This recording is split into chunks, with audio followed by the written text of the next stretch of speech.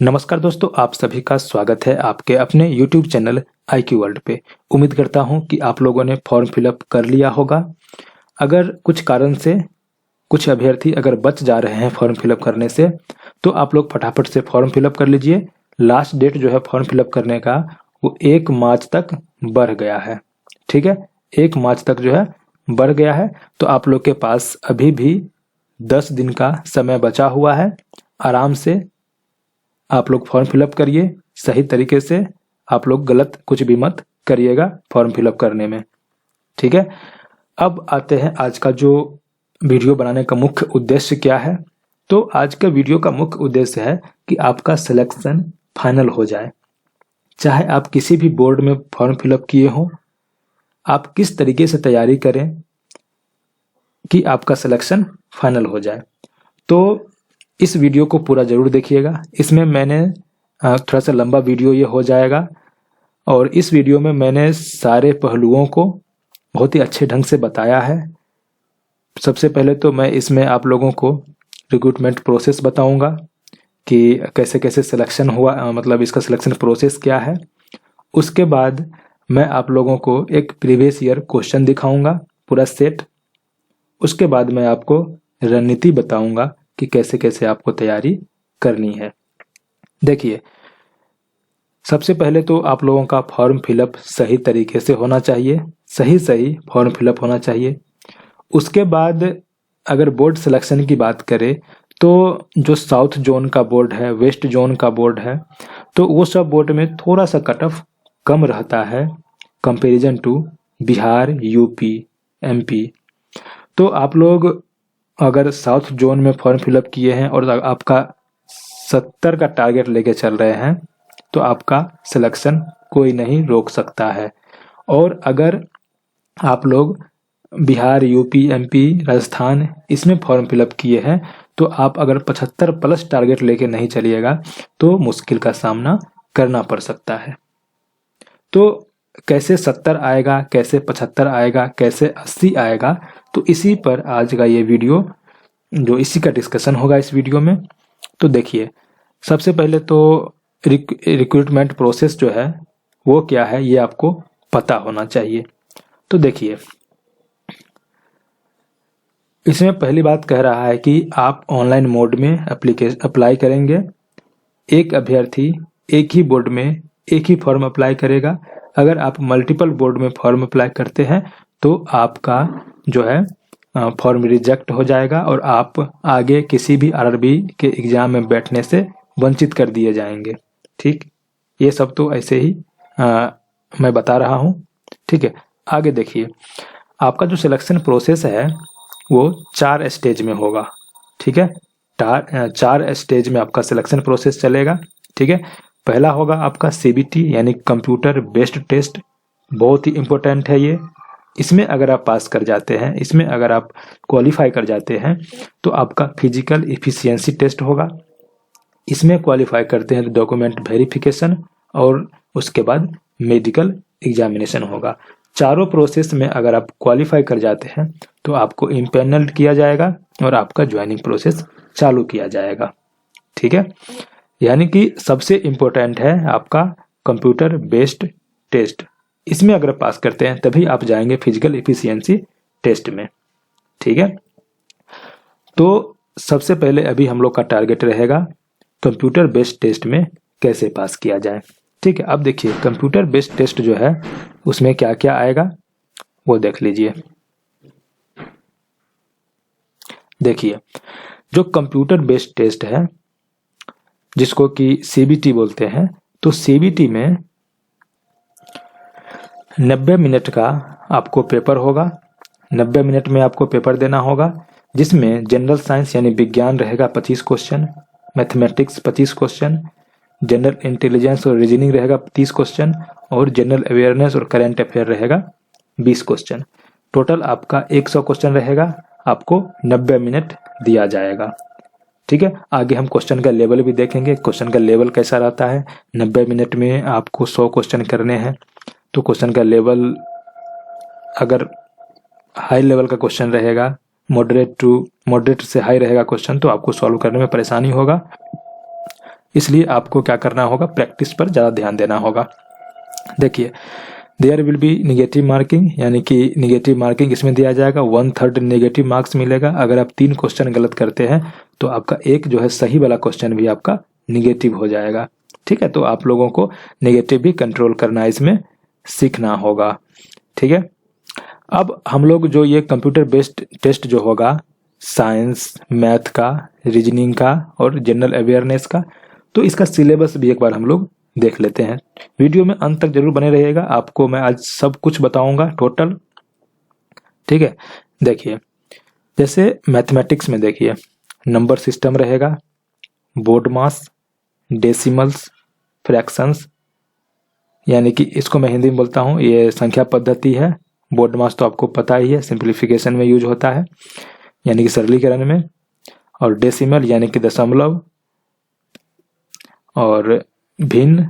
ठीक है, एलसीएम यानी कि लघुत्तम समापवर्तक, एचसीएफ यानी महत्तम समापवर्तक, रेशियो और प्रोपोर्शन यानी कि अनुपात और समानुपात, परसेंटेज यानी प्रतिशतता, मेंसुरेशन यानी क्षेत्रमिति, टाइम एंड वर्क यानी कि समय और कार्य, टाइम एंड डिस्टेंस समय और दूरी, सिंपल एंड कंपाउंड इंटरेस्ट यानी कि साधारण और चक्रवृद्धि ब्याज, प्रॉफिट एंड लॉस यानी कि लाभ और हानि, अलजेब्रा यानी कि बीजगणित, ज्योमेट्री, ज्यामिति, ट्रिगोनोमेट्री यानी कि त्रिकोणमिति, एलिमेंट्री स्टैटिस्टिक्स यानी कि इसका हो जाएगा आपका जो सांख्यिकी जो होता है स्टैटिस्टिक्स, तो सांख्यिकी का है ये। स्क्वायर रूट, तो आपका जो स्क्वायर रूट होता है, वर्गमूल, घनमूल, जैसे वर्गमूल हो गया ये। ठीक है, उसके बाद एज कैलकुलेशन यानी कि जो एज है, उम्र प्राधारित प्रश्न, कैलेंडर, क्लॉक यानी घड़ी, पाइप एंड सिस्टर्न्स यानी कि पानी और टंकी। तो इस सब से क्वेश्चन आपको देखने को मिलता है ग्रुप डी में। ठीक है, रीजनिंग में देखिए, आप देख लीजिए, रीजनिंग में एनालॉगीज है। ठीक है, अल्फाबेटिकल एंड नंबर सीरीज है, coding, decoding, mathematical operations, relationship, syllogism, jumbling, Venn diagram, data interpretation and sufficiency, conclusions and decision making, similarities and differences, analytical reasoning, classification, directions, statement, argument and assumptions. ठीक है, ये सब रहेगा, आपका reasoning का chapter है, तो रीजनिंग में भी आप लोग देख सकते हैं। आगे है जनरल साइंस में क्या रहेगा वो देखिए। The syllabus under this shall cover physics, chemistry and life science, जिसको कि हम लोग क्या बोलते हैं, बायोलॉजी भी बोलते हैं। ठीक है, और सब जो होगा 10th स्टैंडर्ड होगा, 10th लेवल का होगा। जो सीबीएसई का जो सिलेबस है 10th लेवल का, उसी से फिजिक्स, केमिस्ट्री और बायोलॉजी पूछे जाएंगे। ठीक है, तो आप देख सकते हैं यहाँ पर। और आगे देखिए यहाँ पर general awareness and current affair में देखिए क्या है कि जो करंट अफेयर जो पूछे जाएगा वो साइंस एंड टेक्नोलॉजी से, sports, culture, personalities, economics, politics और भी अदर सब्जेक्ट जो इम्पोर्टेंट सब्जेक्ट है उससे करंट अफेयर पूछा जाएगा। ठीक है, जनरल अवेयरनेस का उतना वेटेज इसमें नहीं है, करंट अफेयर पूछा जाता है और जनरल अवेयरनेस में भी करंट अफेयर से रिलेटेड पूछा जाता है। ठीक है, आगे देखिए एक लाइन यहाँ पर क्लियरली मेंशन कर दिया गया है कि it may be noted that the topics listed above are illustrative, यानी कि ये जो टॉपिक दिया गया है तो इससे तो क्वेश्चन आएंगे, लेकिन ये जरूरी नहीं है कि इसी से आएंगे, कुछ कुछ एक्स्ट्रा भी आ सकते हैं क्वेश्चन, यहाँ पे ये क्लियरली लिख दिया है। लेकिन जनरली 95 से 97% तक क्वेश्चन इसी से, जो लिखा हुआ है यहाँ पर टॉपिक, इसी से आएंगे। 1-2% क्वेश्चन, 1-2-3 क्वेश्चन, 4 क्वेश्चन जो हो सकता है कि इससे न हो, बाहर से भी हो, इसलिए यहाँ पर क्लियरली यहाँ पर मेंशन कर दिया गया है। आगे देखिए फिजिकल एफिशिएंसी टेस्ट में क्या होगा। अगर आप इसमें क्वालिफाई कर जाते हैं सीबीटी में तो आपका पीईटी यानी कि फिजिकल एफिशिएंसी टेस्ट में आपको बुलाया जाएगा, मेल कैंडिडेट के लिए और फीमेल कैंडिडेट के लिए। देखिए मेल कैंडिडेट के लिए क्या है कि should be able to lift and carry 35 kg of weight for a distance of 100 metre in 2 minute. यानी कि जो मेल कैंडिडेट हैं, जो पुरुष जो अभ्यर्थी हैं, उनको 35 kg वजन उठा करके आपको 100 मीटर जाना है 2 मिनट में। ठीक है। और साथ ही साथ और एक चीज और यहाँ पे देख सकते हैं कि in one chance without putting the weight down. देखिए सिर्फ एक चांस में आपको 35 kg वजन उठा करके 100 मीटर जाना है 2 मिनट में। आपको नीचे नहीं रखना है वजन को। और साथ ही साथ आपको 1000 मीटर दौड़ लगाना है 4 मिनट 15 सेकेंड में। ठीक है, वन चांस, यानी कि दोबारा चांस इसमें भी नहीं मिलेगा। दोनों एक एक चांस में जो है आपको करना ही होगा। और फीमेल कैंडिडेट यानी महिला अभ्यर्थी के लिए क्या है कि 20 kg वजन उठाना है। ठीक है, 100 मीटर जाना है 2 मिनट में। ठीक है, और इसमें भी आपको एक ही चांस मिलेगा। और साथ ही साथ 1000 मीटर आपको 5 मिनट 40 सेकेंड में आपको रेस लगाना है, दौड़ लगाना है। इसमें भी आपको वन चांस मिलेगा। ठीक है, अच्छे ढंग से आप लोग समझ गए होंगे। अब आगे आते हैं। अब आगे अगर आप फिजिकल इफिशियंसी टेस्ट में अगर आप क्वालिफाई कर जाते हैं तो आपका डॉक्यूमेंट वेरिफिकेशन होगा।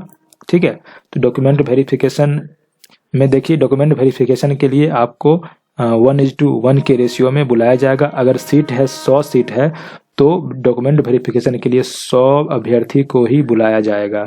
इसमें किसी भी एक्स्ट्रा अभ्यर्थी को नहीं बुलाया जाएगा। ठीक है, और डॉक्यूमेंट वेरिफिकेशन के बाद आपका मेडिकल होगा और मेडिकल के बाद आपका फाइनल पैनल तैयार होगा। और फाइनल पैनल तैयार करने में दोस्तों ध्यान रखिएगा कि जो फाइनल पैनल तैयार होगा तो इसमें जो सीबीटी में आपका जो स्कोर है उसी के आधार पर मेरिट तैयार किया जाएगा। सीबीटी में आपका जो मार्क्स आएगा उसी के आधार पर मेरिट तैयार किया जाएगा। ठीक है, तो आपने देखा यहाँ पर कि सारे मैंने आपको प्रोसेस बताया, इसमें क्या क्या आएगा। ठीक है, इस पर पोस्ट काफ़ी कम है, 32,438 पोस्ट है। तो आप लोग ध्यान से बोर्ड सेलेक्ट करके फॉर्म फिलअप करिएगा।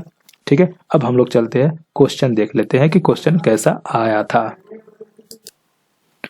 आप देख सकते हैं यहाँ पर ये क्वेश्चन जो है 17/8/2022 का पूछा हुआ है। ठीक है, फर्स्ट शिफ्ट का क्वेश्चन है। देखिए इसमें क्वेश्चन देखिएगा, अब मैं आपको सिर्फ क्वेश्चन दिखाऊंगा। देखिए, अर्थशास्त्र में मांग वक्र की ढलान सामान्यतः कैसी होती है। ठीक है, देखिए ये क्वेश्चन है इकोनॉमिक्स का, अर्थशास्त्र का क्वेश्चन है और ये वक्र का ढलान यानी स्लोप पूछ दिया है। थोड़ा सा अच्छा क्वेश्चन है ये। ठीक है, तो इस टाइप का क्वेश्चन आपको पढ़ना होगा। आगे देखिए, करंट अफेयर का क्वेश्चन देखिए, करंट अफेयर भी आपको करना होगा। रीजनिंग में देखिए कैलकुलेटिव क्वेश्चन है, सिलोगिज्म का क्वेश्चन है ये। आप देख सकते हैं काफी आसान होता है सिलोगिज्म, आपको पता ही होगा। आगे देखिए, एक चीज आप ध्यान देकर क्वेश्चन को देखिएगा तो आपको पता चल जाएगा क्वेश्चन जो है वो लॉजिकल क्वेश्चन सब है। अगर आपको लॉजिक नहीं पता है, अगर आप ज़्यादा से ज़्यादा क्वेश्चन का प्रैक्टिस नहीं किए हुए हैं तो आपको टाइम मैनेजमेंट करने में दिक्कत हो सकता है। आपको पता है कि 90 मिनट में 100 क्वेश्चन पूछे जा रहे हैं। यहाँ पर मिनट की संख्या कम है, क्वेश्चन की संख्या ज़्यादा है। तो अधिक से अधिक प्रैक्टिस करिएगा, तभी आपका सारा क्वेश्चन को आप टच कर पाइएगा। ठीक है, तो अधिक से अधिक क्वेश्चन प्रैक्टिस करिए, स्पीड बढ़ाइए, एक्यूरेसी बढ़ाइए। ठीक है, तो अब देखिए ये साइंस का क्वेश्चन पूछ दिया। अब इसमें देखिए क्या पूछ रहा है कि जिप्सम को गर्म करके एक रासायनिक यौगिक एक्स तैयार किया जाता है। यह एक सफेद चूर्ण है और इसका उपयोग अग्निरोधी पदार्थ के रूप में होता है। ठीक है, तो एक्स क्या है। अब देखिए, अगर आप कितना भी लुसेंट पढ़ लें, एसपीडी पढ़ लें, लेकिन इस क्वेश्चन को आप सॉल्व करने में आपको परेशानी हो जाएगा। ठीक है, आप देखिए बेकिंग सोडा का भी कलर सफेद चूर्ण होता है, धोबन सोडा का भी सफेद चूर्ण होता है, सोडियम हाइड्रोक्साइड इसका भी सफेद होता है, प्लास्टर ऑफ पेरिस भी सफेद होता है। तो आप सफेद चूर्ण से इसको सही नहीं कर सकते हैं। अग्निरोधी पदार्थ भी है ये, तो इसे अनुमान लगा करके प्लास्टर ऑफ पेरिस लगा सकते हैं। लेकिन अगर आप एनसीईआरटी 9th और 10th का अगर साइंस पढ़ लिए हैं तो आपको ये सब क्वेश्चन करने में ज़्यादा दिक्कत का सामना नहीं करना पड़ेगा। मैं आपको लास्ट में बताऊंगा कि एनसीईआरटी पढ़ना है कि नहीं पढ़ना है, क्या करना है विज्ञान के लिए। आगे देखिए, ये भी क्वेश्चन काफ़ी आसान क्वेश्चन है साइंस का, लेकिन अगर आप अच्छे ढंग से नहीं पढ़े हुए हैं तो ये भी गलती कर सकते हैं। रीजनिंग देखिए, रीजनिंग है ये भी रीजनिंग है। इनइक्वालिटीज से पूछ दिया है क्वेश्चन।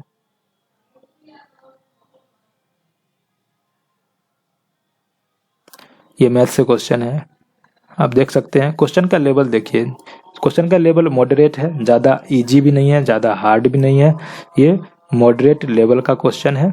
साइंस का लेवल थोड़ा सा ठीक ठाक है, आप देख सकते हैं साइंस का लेवल बिल्कुल सही है।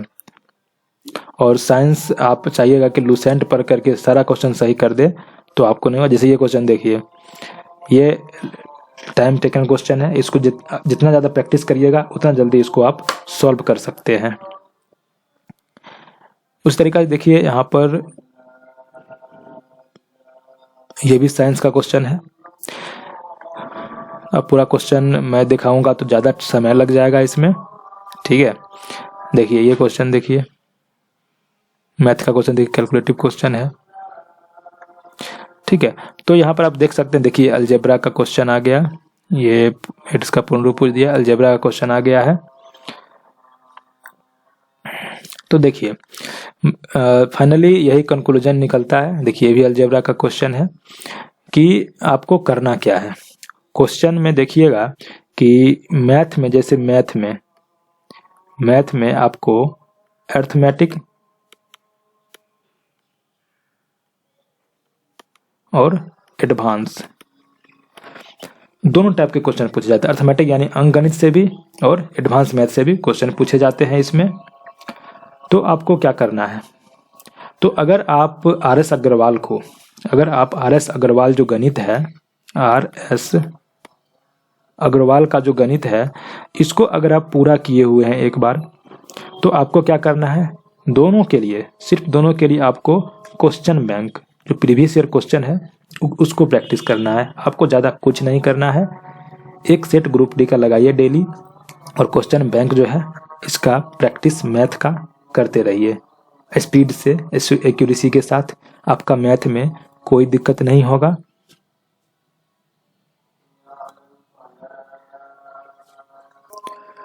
आपको इसमें 25 में से 25 क्वेश्चन सही होने से कोई नहीं रोक सकता है। आपको क्या करना है, अगर आप आर एस अग्रवाल को एक बार, कम से कम एक बार आप पूरा इस पार से उस पार बनाए हुए हैं, अंकगणित एडवांस दोनों बनाए हुए हैं, तो आपको कुछ नहीं करना है, क्वेश्चन बैंक उठाइए, किसी भी पब्लिकेशन का क्वेश्चन बैंक, और मैथ का प्रैक्टिस करना चालू कर दीजिए। और अगर आप आर एस अग्रवाल नहीं किए हुए हैं तो पहले आपको आर एस अग्रवाल एक बार जरूर करना चाहिए, जिससे कि आपका बेसिक मजबूत हो जाए, ठीक है। तो आपको 25 में से 25 आराम से आप इसमें कर सकते हैं। उसके बाद आप आते हैं रीजनिंग पर। तो रीजनिंग के लिए क्या करें, तो रीजनिंग में भी दोस्तों मैं तो यही कहूँगा कि रीजनिंग में आप क्वेश्चन बैंक से ही काम चला लीजिए। जो रीजनिंग में क्वेश्चन बैंक जो है, पूछा हुआ ग्रुप डी में क्वेश्चन है, उसी को समझिए, उसी को सॉल्व करिए, और सेट प्रैक्टिस कम से कम 25 से 30 क्वेश्चन का सेट प्रैक्टिस जरूर करिए डेली, ठीक है।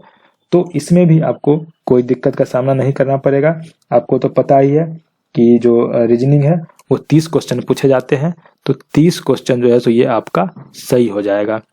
और हो सके तो किसी टीचर से आप सब जितने भी जो टॉपिक दिए गए हैं सिलेबस में, सभी टॉपिक को कवर कर लें। किसी भी यूट्यूब पर किसी भी शिक्षक को पकड़िएगा, आपका सारा टॉपिक यहाँ पर क्लियर हो जाएगा, ठीक है। जितने भी सिलेबस में दिए गए हैं उसी टॉपिक को क्लियर करना है, ज़्यादा इसमें सोचने का बात नहीं है, ठीक है। और आप जितना हो सके प्रैक्टिस करिएगा, तो जो 30 क्वेश्चन है ये आपका इसमें सही हो जाएगा। मान लीजिए एक आध तो गलत होता है तो कोई बात नहीं है, 30 में से 30 इसमें सही हो सकता है। अब आते हैं साइंस। साइंस में क्या करें, तो मैं आपको जेन्युइनली बताऊं तो साइंस में आप एस के झा, एस के झा सर को मैं प्रीफर करूंगा। ठीक है, इनका एक बुक आता है एस के झा सर का, जो साइंस का बुक है वो ले लीजिए। ठीक है, बुक ले करके और साथ ही साथ आपको क्या करना है, उनका वीडियोज है, इसी बुक को उन्होंने ही पूरा कराया है, इन्हीं का बुक है और इसी बुक को उन्होंने पूरा वीडियो के माध्यम से पढ़ाया है। तो आप वहां से कर लीजिए, साइंस आपका कवर हो जाएगा। और एनसीईआरटी के लिए आपको क्या करना है, एनसीईआरटी के लिए एक अरिहंत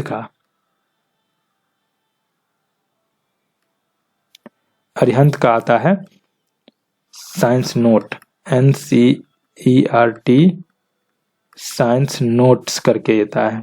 ठीक है, तो वो आप ले लीजिएगा। ठीक है, तो ये मैथ का हो गया। क्या मैथ में आप अगर आर.एस. अग्रवाल को बनाए हुए हैं तो आपको क्वेश्चन बैंक प्रैक्टिस करना है, कुछ नहीं करना है ज़्यादा। ठीक है, और नहीं किए आर.एस. अग्रवाल तो एक बार आर.एस. अग्रवाल जरूर करने का प्रयास करिए। रीजनिंग में क्वेश्चन बैंक करिए, और अगर आपको समझ में नहीं आता है तो किसी भी एक शिक्षक का आपको क्या करना है, यूट्यूब पर कोर्स ले लीजिए। ठीक है, और जो भी सिलेबस आपको दिया हुआ है रीजनिंग का, कौन कौन टॉपिक पढ़ना है, उसी टॉपिक को आप कवर कर लीजिए उसी टीचर से, और क्वेश्चन बैंक को करिए। ठीक है, और उसका साइंस के लिए क्या करना है, एस के झा का जो किताब है वो ले लीजिए, और उसी किताब को एस के झा सर खुद से पढ़ाए हैं तो उन्हीं से क्लास करिए और नोट्स बनाइए, आपका ये क्लियर हो जाएगा। अब आते हैं जो जनरल अवेयरनेस है और करेंट अफेयर है। तो जनरल अवेयरनेस और करेंट अफेयर के लिए क्या करना है वो देखिए, इसमें आपको ज़्यादा सोचने का जरूरत नहीं है। इसमें आप लूसेंट का जीके और साथ ही साथ एसपीडी जीके, ये दोनों को आपको करना है। ठीक है, और करेंट अफेयर के लिए एसपीडी करेंट वार्षिकांक ईयरली वाला ले लीजिए। ठीक है, तो ये हो गया आपका तीनों बुक आपको करना है किसके लिए, करेंट अफेयर और जनरल अवेयरनेस के लिए, लूसेंट का जीके, एसपीडी जीके और एसपीडी करेंट। अब ये एक चीज और मैं बता दूं आप लोगों को यहाँ पर कि ये करने से आपको क्या फायदा होगा कि बीएसएससी CGL 4 आएगा और बीएसएससी सेकेंड इंटर लेवल का जो एग्जाम होगा, तो दोनों में आपको लूसेंट जीके, एसपीडी जीके और एसपीडी करेंट, ये तीनों बुक इसमें भी आपको वैसा ही काम करेगा जैसा काम आपको रेलवे में कर रहा है। तो ये पढ़ने से आपको बीएसएससी का भी कंप्लीट हो जाएगा। मैथ भी बीएसएससी में आपको पूरा काम आ जाएगा, रीजनिंग भी आपको काम आ जाएगा। ठीक है, और साइंस भी काम आ जाएगा। यानी कि अगर अच्छे ढंग से आप 6 मंथ अगर मैथ, रीजनिंग, साइंस और जीके को पढ़ लेते हैं तो आपका यहाँ पर बीएसएससी हो, एनटीपीसी हो या ग्रुप डी हो, तीनों एग्जाम का तैयारी आपका 6 मंथ में अच्छे ढंग से हो जाएगा। और साथ ही मैं आपको बोलूंगा कि एक सेट ग्रुप डी का डेली लगाइए, एक सेट 100 क्वेश्चन का। ठीक है, टाइम लगा के 90 मिनट में डेली आप लोगों को एक सेट लगाना है और देखना है कि उसमें कितना स्कोर आप कर पा रहे हैं। ठीक है, तो उम्मीद करता हूं कि आज का वीडियो आप लोगों के लिए हेल्पफुल हुआ होगा। एक बार फिर से मैं बुक्स को बता देता हूं। देखिए, मैथ, रीजनिंग, साइंस और जीके और करंट अफेयर सभी के लिए। देखिए, मैथ के लिए आपको क्या करना है, आर.एस. अग्रवाल। रीजनिंग के लिए आपको क्या करना है, टीचर को पकड़िए। ठीक, साइंस के लिए आपको क्या करना है, एस.के. झा को पकड़िए। ठीक, और उन्हीं का बुक ले लीजिए, इसी बुक को इन्होंने पढ़ाया है वीडियो के माध्यम से। जीके के लिए आपको लूसेंट प्लस एसपीडी और करंट अफेयर के लिए एसपीडी करंट। ठीक, अब देखिए इसको पढ़ने का तरीका एक बार फिर से मैं बता देता हूं। जैसे देखिए, ये आप ले लिए, अगर आप इसको पहले से बनाए हुए हैं तो मत बनाइए, अगर आप इसको पहले से बनाए हुए हैं तो मत बनाइए, नहीं बनाए हुए तो एक बार इसको जरूर करिए, ठीक। उसके बाद आप क्या करिए, मैथ का क्वेश्चन बैंक यानी कि प्रीवियस ईयर क्वेश्चन जो है इसको अधिक से अधिक प्रैक्टिस करिए, खूब प्रैक्टिस करिए, डेली 50-100 क्वेश्चन करिए, ठीक है। और कुछ नहीं करना है इसमें। रीजनिंग में जितना भी टॉपिक मैंने बताया आपको ऊपर सिलेबस में, सभी टॉपिक किसी भी टीचर से आप कर लीजिए। उसके बाद प्रीवियस ईयर क्वेश्चन इसमें भी लगाइए, अधिक से अधिक लगाइए, ठीक है। 50-100 क्वेश्चन डेली लगाइए। साइंस में एस के झा का कर लीजिए और साथ ही साथ NCERT करने के लिए जिसमें रिएक्शन समीकरण पूछ देता है, रिएक्शन अभिक्रिया पूछ देता है, तो उसके लिए आपको मैंने बताया कि NCERT के लिए क्या करना है कि नोट्स करके आता है, NCERT नोट्स करके आता है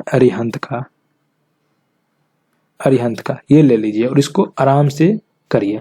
जीके के लिए आपको बस इतना करना है और उसके बाद सभी कर लिए हैं तो उसके बाद आपको डेली जो है एक सेट प्रैक्टिस आपको करना है। ऐसा अगर आप 6 महीना कर लेते हैं तो आपका NTPC हो या ग्रुप डी हो या BSSC का कोई भी हो, CGL हो या इंटर लेवल हो, सभी का तैयारी आपका 100% हो जाएगा और आप आसानी से किसी भी एग्जाम को क्रैक कर सकते हैं, ठीक है। तो उम्मीद करता हूँ कि आज का वीडियो आप लोगों के लिए हेल्पफुल हुआ होगा। अगर इसके बाद भी आपके पास कोई क्वेरी है, कोई समस्या है, कोई कन्फ्यूजन है तो आप ज़रूर कमेंट करिएगा। मैं आपके जो क्वेरीज है उसका जवाब जरूर रिप्लाई करके दूंगा और हो सके तो नेक्स्ट वीडियो में उसको जरूर कवर कर दूंगा, ठीक है। चलिए फिर मिलते हैं नए वीडियो में। Bye bye, take care, best of luck.